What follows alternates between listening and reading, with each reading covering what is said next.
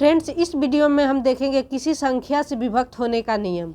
अब कौन कौन संख्याएं 2 से विभक्त हो सकती हैं। जिन संख्याओं के इकाई स्थान पे 0, 2, 4, 6 अथवा 8 आ जाए वो संख्याएं हमारी पूरी की पूरी 2 से कट सकती हैं। जैसे हम लेते हैं 20 इकाई स्थान पे 0 आया है, तो ये संख्याएं हमारी जो हैं 2 से विभक्त हो सकती हैं। 44, 42, 86 ये सब संख्याएं हमारी जो हैं 2 से विभक्त हो सकती हैं। इसके इकाई स्थान पे 4 है, इसके इकाई स्थान पे 2 है, इसके इकाई स्थान पे 6 है और इसके इकाई स्थान पे 8 है। अब कौन संख्याएं 3 से कट सकती? जिन संख्याओं का योगफल जब हम 3 से, अगर कोई संख्या जैसे 3 से कटने का कोई संख्या ये हमारी 3 से कटेगी कि नहीं, इन संख्याओं का सम मतलब 5 + 1 + 6 = 12। क्या 12 3 से कटता है? हाँ, 3 से कटता है, तो ये संख्या 3 से डिवाइड हो जाएगी। जैसे देखते हैं 7, 8, 6, 2, क्या ये 3 से कटेगा? 7 + 8 + 6 + 2, तो हमारा होगा 23। 23 हमारा 3 से डिवाइड नहीं होगा, तो ये संख्या हमारी 3 से डिविजिबल नहीं है, नॉट डिविजिबल। तो जो संख्याओं का सम अगर 3 से डिविजिबल हो जा रहा है तो वो संख्याएं 3 से विभक्त हो जाएंगी। अब हम देखते हैं 4 से विभक्त होने वाली संख्याएं कौन सी हैं। यदि किसी दी हुई संख्या की इकाई और दहाई पे अंकों की संख्या 4 से विभाजित हो जा रही है तो वो संख्या हमारी 4 से डिविजिबल होंगी।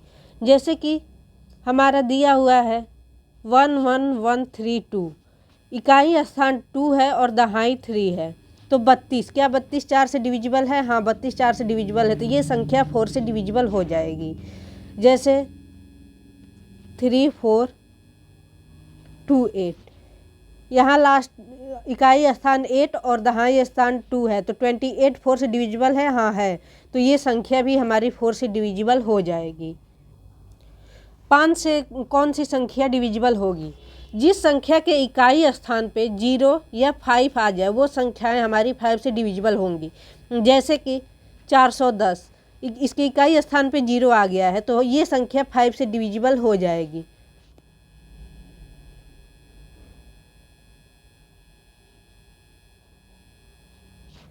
जैसे ये संख्या भी हमारी 5 से डिविजिबल हो जाएगी क्योंकि इकाई स्थान पे 5 है। अब 6 से कौन कौन सी संख्या विभाजित होंगी? वो सम संख्या जो 3 से विभाजित हो वो संख्या हमारी 6 से विभाजित हो जाएगी। जैसे 3 1 2 ये सम है, ये 2 से विभाजित होगा और इसका सम हम करके देखते हैं तो इसका सम आया 5। ये हमारी जो है 3 से विभाजित नहीं है।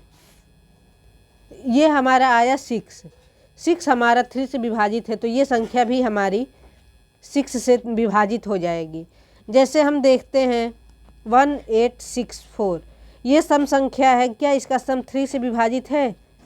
6 + 4 19, ये संख्या 3 से विभाजित नहीं है, तो ये संख्या 6 से भी विभाजित नहीं होगी, तो this is not divisible by 6। अब हम देखते हैं 8 से डिविजिबल होने वाली संख्याएं कौन सी हैं। जिन संख्याओं का इकाई, दहाई और सैकड़ा ये तीनों संख्याएं अगर 8 से पूरी तरह विभाजित हो जाए तो वो संख्या 8 से विभाजित होगी। 1864, तो इसका सैकड़ा का स्थान 8 है, दहाई का स्थान 6 है और इकाई का स्थान 4 है। क्या ये 8 से डिविजिबल है?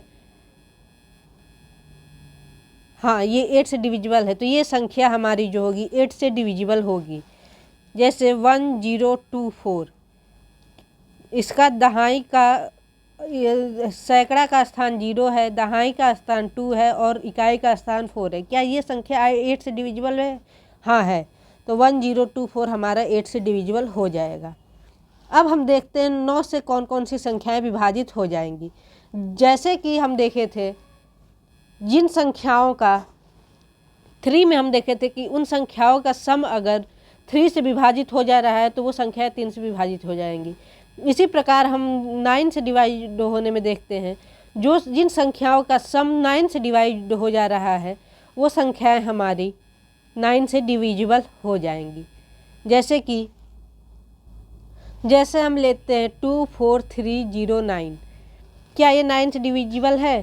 तो 2 + 4 + 3 + 0 + 9 इज इक्वल टू होगा हमारा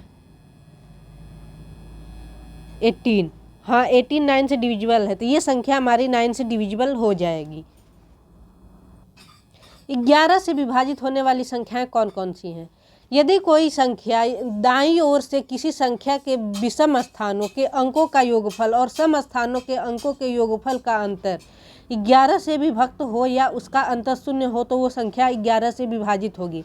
जैसे हम देखते हैं 909183, तो इसका जैसे इसका हम इवन नंबर वाला देखते हैं तो हमारा आएगा 8 + 9 + 9, ये हमारा इसका सम 26 होगा। और विषम स्थान पे जो संख्या आएगी 3 1 0, इसका सम 4 होगा।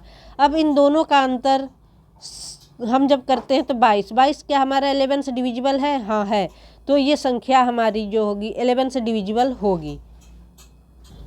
हमारा यूपी टेट 2017 में ये क्वेश्चन पूछा गया था कि क्या यह संख्या अगर 11 से डिविजिबल है 0 6 4 6, अगर यह 11 से डिविजिबल है तो यहाँ इस स्थान पर क्या होगा? तो यहाँ पे हम इसको x मान लेते हैं। तो अब विषम स्थानों का सम जो होगा 6 + 4 + 6 इज इक्वल टू 16, और सम स्थानों पे 0 + x is equal to x। अब विषम माइनस सम जो होगा वो या तो 11 से डिविजिबल कोई संख्या आनी चाहिए या तो 0 के बराबर होनी चाहिए। यहाँ पे जो भी संख्या है ये 11 से डिविजिबल हो या तो 0 हो। तो x कभी हमारा 16 नहीं हो सकता, क्योंकि यहाँ इकाई कोई स्थान आना चाहिए। तो अगर ये 16 - x हमारा 11 हो जाए तो ये संख्या भी हमारी जो है 11 से डिविजिबल हो जाएगी। तो इसको करने के लिए x इज इक्वल टू 5, तो हमारा यहाँ पे रिक्त स्थान पे 5 वैल्यू आ जाएगी। तो नीचे यहाँ पे कुछ इंपॉर्टेंट फार्मूला दिया गया है, जैसे कि a + b का होल स्क्वायर होता है हमारा a² + b² + 2ab। दूसरा a - b का होल स्क्वायर का फार्मूला होता है a² + b² - 2ab। a³ - bq का फार्मूला होता है a - b × a² + ab + b²। और a³ + bq का फार्मूला होता है a + b × a² - ab + b²। a + b का whole square plus a - b का होल स्क्वायर का फार्मूला हमारा आ जाता है 2a² + b²। और a + b का whole square minus a - b का होल स्क्वायर का फार्मूला आता है 4 × a × b। तो कुछ इम्पॉर्टेंट फार्मूले दिए हुए हैं जिस पे कि क्वेश्चन डायरेक्ट पूछ देता है। ये वीडियो हम यही ख़त्म करते हैं। Thank you.